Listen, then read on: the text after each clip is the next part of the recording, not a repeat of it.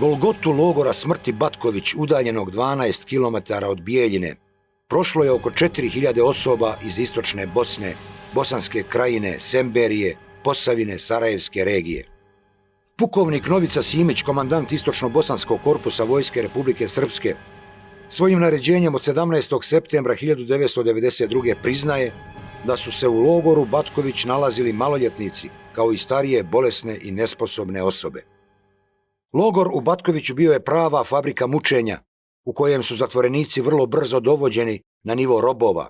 I kad smo došli u taj Batković, puzanje. Natjerali su nas da pužemo skroz po čitavoj hali.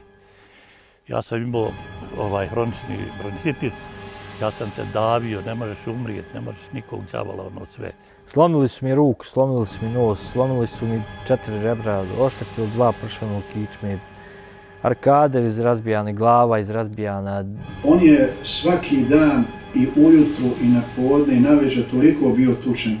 Posebno od Gligora, jednog vojnika koji se zvao Gligor, kasnije i Veselin, jedan koji su se nad njim življavali. Ti mučitelji su me bili počeli zvati Tegumen i ovako, onako, pa su se čudili, znaš, kako ja to mogu toliko izdržati, kako ja to ne podlegnem, jer znali oni ne mogu više da tuku koliko ja mogu izdržati. Njega su unosili unutra u hangar, ali ujutro je Bog dao, uvijek je ustajao opet i taman se malo osmijesti i odmori, odmah su ponovo beretka i izađe on.